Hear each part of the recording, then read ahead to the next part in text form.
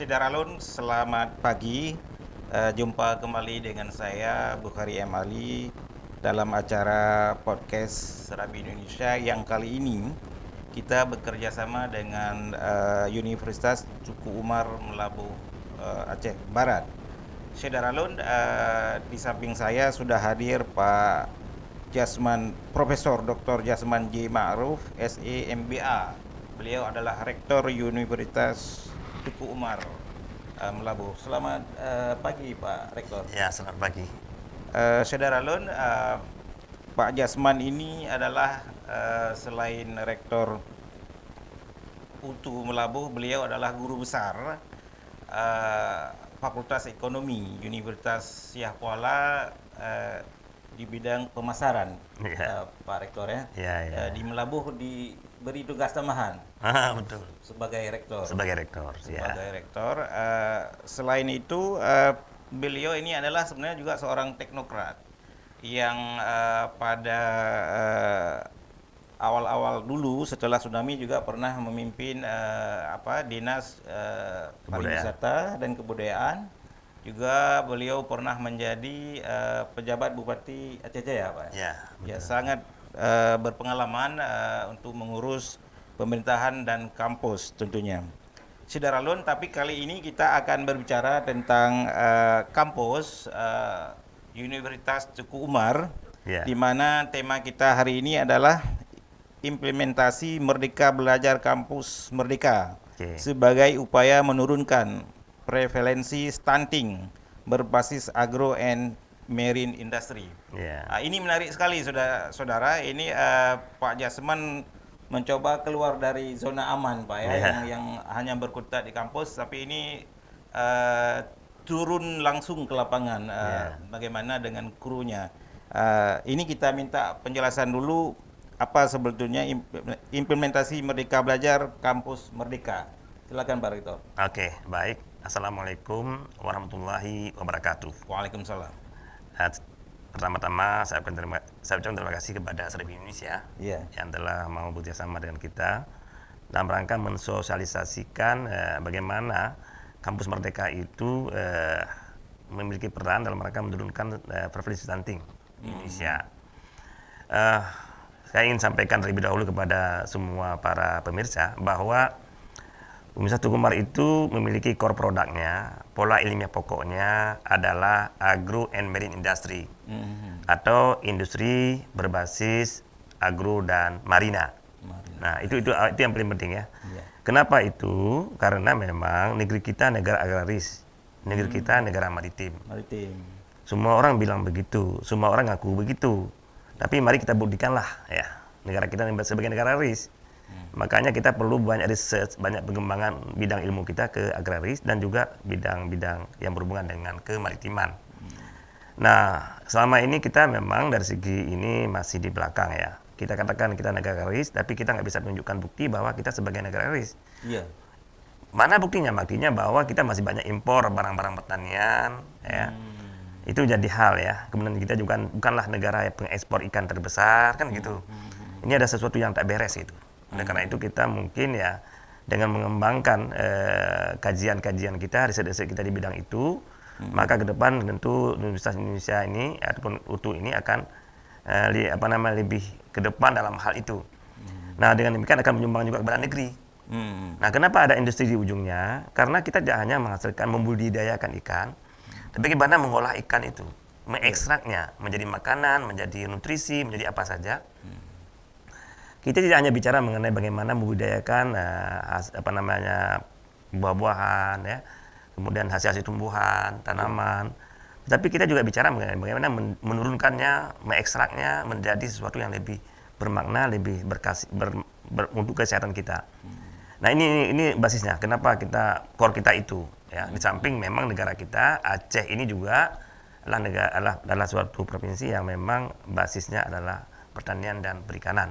Sejak dahulu kala sebenarnya. Iya. Ketika Sultan Syarif Muda berkuasa, negeri kita diakui sebagai negara penghasil hasil-hasil lada, hasil-hasil rempah dunia. Iya.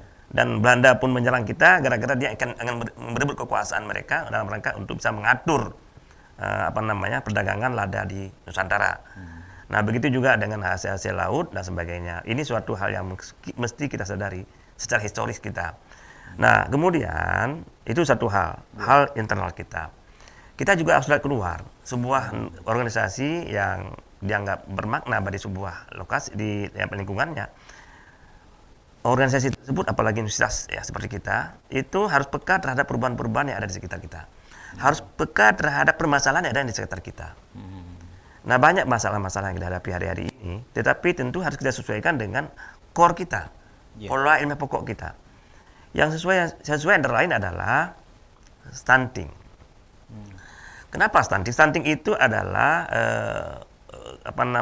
kerdil ya bahasa kita, ataupun bahasa kesehatan juga mengatakan bahwa mudahnya mengatakan bahwa ada indikatornya lah. Dikatakan kecil ketika lahir itu panjangnya kurang daripada 48 cm.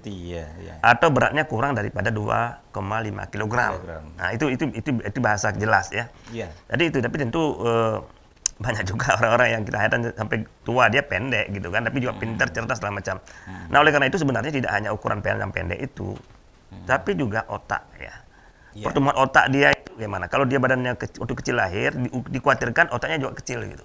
Nah, kecerdasannya juga bisa bisa dikhawatirkan akan terhambat nanti ke depannya. Nah, kita punya cita-cita ya. Tahun 2045 itu 100 tahun Indonesia merdeka itu. Indonesia harus menjadi negara yang besar. Untuk bisa jadi negara besar, tentu kita pelajari dulu siapa yang ngelola negara itu. Tentu ada masyarakatnya. Nah, bagaimana dengan masyarakat kita? Wah, bonus demografi, jumlahnya banyak. Tapi bonus demografi itu akan berdampak negatif jika memang mutu dia itu rendah gitu. Nah, kita nggak mau itu. Tidak berkualitas.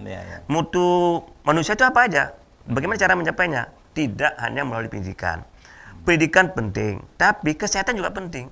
Sekolah apapun yang hebat kita buat, tapi kalau mutu warga bangsa kita itu juga masih bermasalah, maka ini juga jadi masalah. Oleh karena itu harus seimbang gitu. Pendidikan kita bagusin, mutu kesehatan anak-anak kita juga kita bagusin gitu. Nah, itu sebabnya kenapa kita berpikir bahwa ini cocok bagi kita ini. Mutu cocok masuk di sini. Timbul masalah adalah bagaimana dengan anggarannya, bagaimana dengan biayanya. Tidak mudah itu untuk menggerakkan suatu kegiatan besar ini. Nah, bagi kami bahkan tidak hanya itu, bahkan kami melihat ini harus gegap gempita gitu, karena masalah stunting itu masalah besar. Indonesia adalah salah satu negara yang tinggi tingkat stuntingnya. Salah satu yang tinggi di Indonesia provinsinya adalah Aceh. Ya, ada yang menyatakan nomor 1, ada yang nomor 3, tapi nggak usah dipermasalahkan, tapi tinggi sekali lah. Nah, secara nasional tingkat stunting Indonesia itu 27%. Itu data tahun 2020.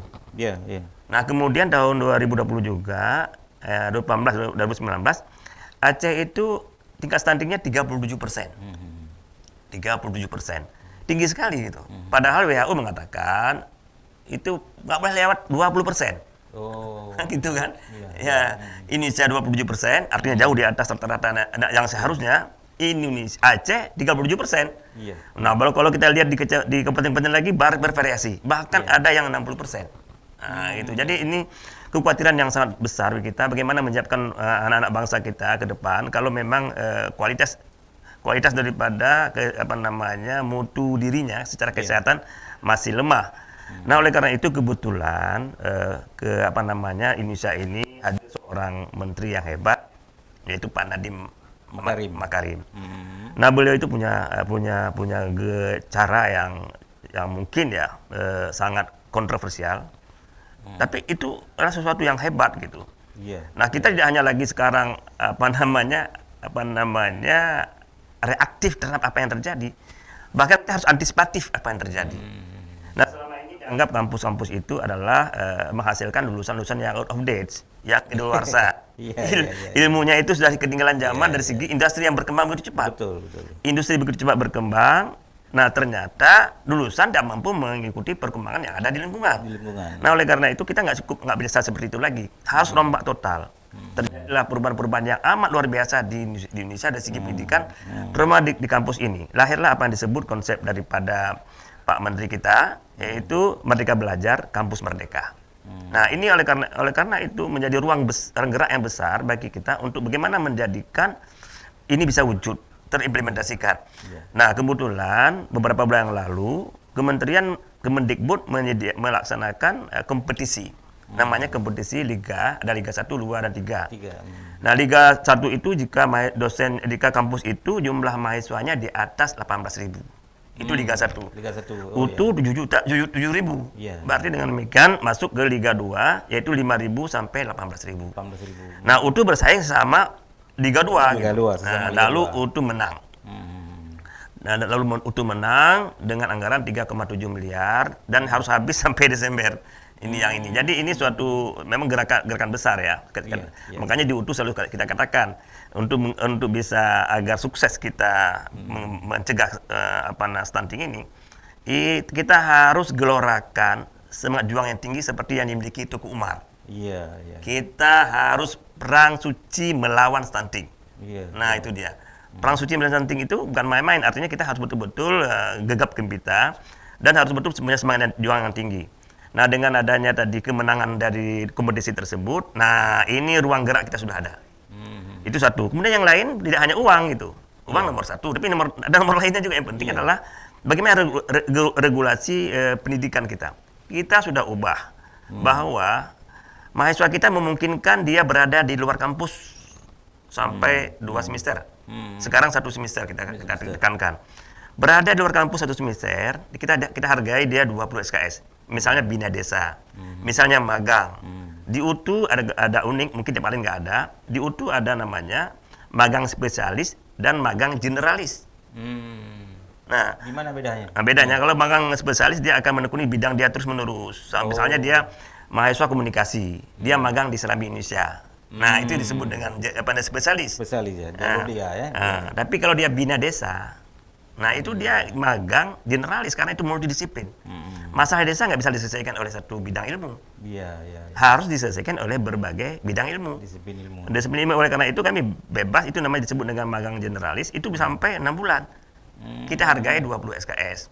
Nah, ini memungkinkan kita laksanakan. Kemudian memungkinkan, dulu nggak bisa gitu. Nah, jadi dengan adanya ini, kampus Merdeka ini, betul-betul merdeka, tidak hanya merdeka bagi mahasiswa, tapi merdeka juga bagi kampus untuk berinovasi.